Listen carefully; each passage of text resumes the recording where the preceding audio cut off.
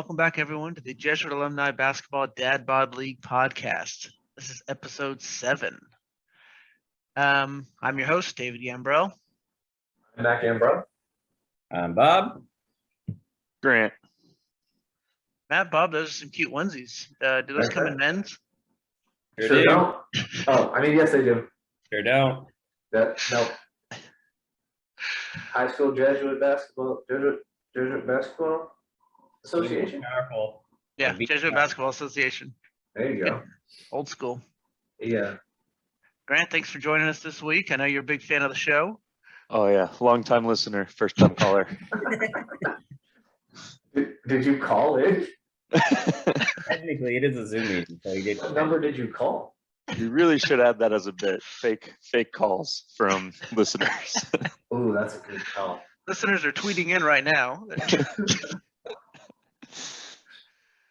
All right. This week we had some. They look like good matchups on paper. Team 1 was myself, the reigning MVP Buck, David Pace, Jack, and Taco. Team 2 was Matt, Evan, Bobby, Connor, Tyler, and Grant. Matt, you want to go ahead and talk about game 1? Yeah, game 1 was a fun one. It was a quick one. You know, a lot of scoring by one of the teams. So Grant, one of the players. One of the players, really. Grant was absolutely on fire. I think he got a little bit upset because someone mentioned that Taco's shutdown defense really took him pretty much out of the game last week. So he really felt like he needed to prove himself this week, and it happened. He really couldn't miss a shot, pulling up jumpers from everywhere, taking to the hoop, just pretty much having his way with every single person on his team, including his own teammates. So that was pretty fun. Also in this one, David Pace. I do not want to make light of this. David Pace was the all-star of Team 1. He had every point that team had. They had 2 points. And he hit a 2, and that was the only basket that team made the entire game. Final score 15-2. And I believe I hit the game winner that hit the rim, hit the top of the backboard, and somehow still went in without hitting that top pole. So pretty good. My only 3-pointer that I made. So, you know, I like to make it difficult. So game 1. It was a good one. Yeah, we got off to a rough start on that one. We couldn't buy a bucket. Buck was shooting, I was shooting, Taco shot. Nothing was going in. Jack couldn't make a shot. It was embarrassing. I was handed a layup on a pass in. That's true. That's true. Poor press, baby. Get somebody every time. All right, you can go into game 2. Go for it. Game 2, much more scoring by one team. Team 1 was able to actually get to 6 points this game. Still couldn't quite make it to double digits, but they got closer.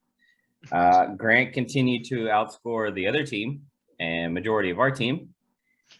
And whenever Connor had to sub out and Grant said, someone please score 2 points in this game so he doesn't have to guard Jack, I threw up the Hail Mary, and it went in for the game winner.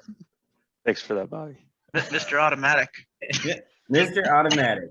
It is extremely rare that Grant will pass me the ball and tell me to shoot. I felt like I had the blessing, and I went for it.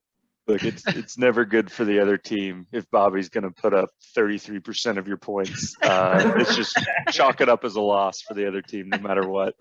I think I actually had as many points as Team 1 in that game.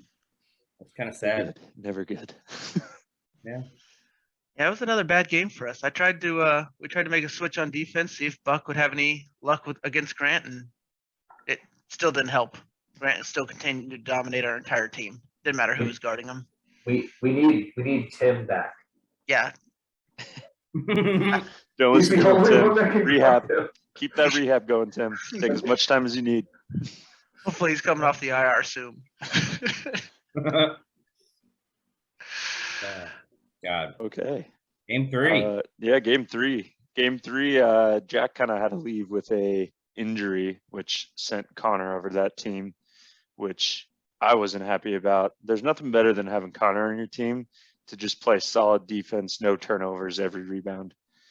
So he goes to the other team, but luckily the hot shooting kind of stayed through, and I brought my ringer, who Was 5'9", did not have a broke shot, but so it was half true. He kind of kept the hot shooting going, dropped like 4 threes that game. Yeah. And Yeah, no joke. I think that one Mhm. ended 15, sheesh, I don't even know then. 15 15 to 9. Yeah, I don't 15 to think they got 9. digits this week. Yeah, Yeah. we actually started making some shots in that one. Buck had a couple. I think I had 1 or 2. I didn't have very many all night, but yeah, we still couldn't even keep up with you guys. I missed a Y'all lot of layups. Who did? Y'all did. Yeah. Yeah, You did. Buck did. yeah, we did. Taco, I think, had a pull-up jumper. He had a sweet block on me, but I had nowhere to go. So Yeah, Bobby made 2 threes, and then all of a sudden, LeBron Jamesing his way through the paint. yeah, apparently you have to be 5'9" or taller to do a pull-up jumper in the paint. 5'8" guys, we don't make it. All right, final segment of the game is our MVP award, the Gambrel Prison Salsa MVP of the week. I think it's no surprise who it's going to. I mean, without this player, we wouldn't be able to play this week. So, Bob, congratulations. Well deserved. He had a nice bank shot for a game-winning 2. I appreciate it, but I'm going to respectfully decline and hand it to my team, Grant, who seemed to be the game winner of every game. We scored a total of 17. My team scored 17 points total. I'm pretty sure Grant still outscored us.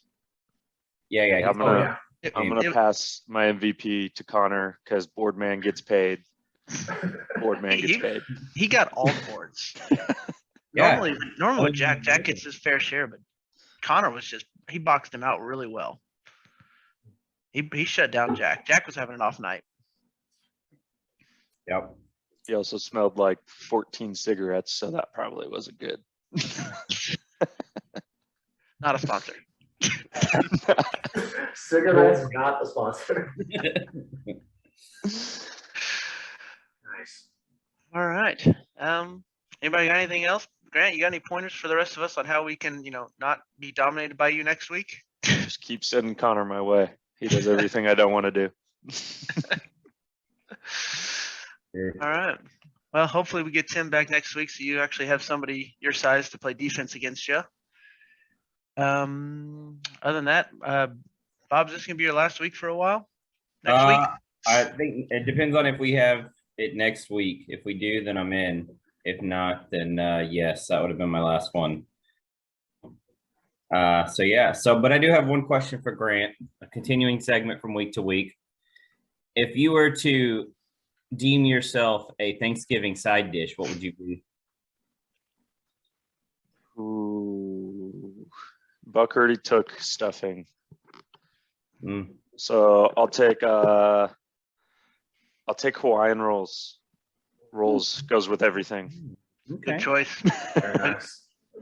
A good dinner rolls can make or break a meal. Oh yeah. No, it can also Leftover.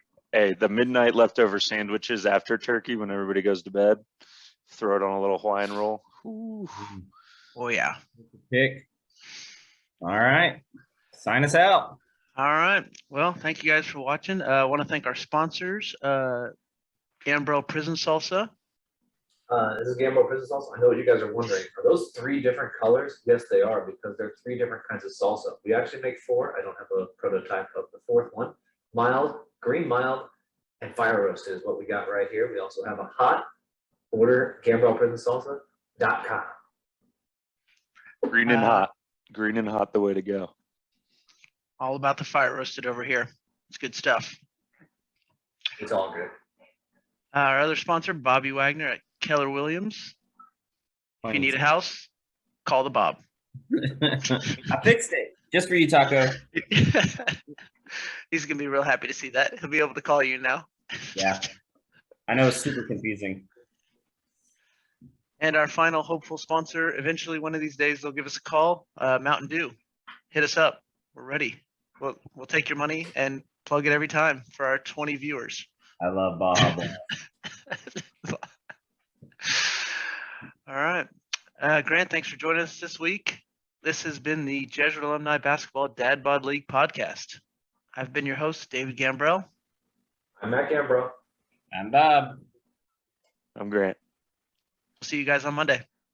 Peace. Bye.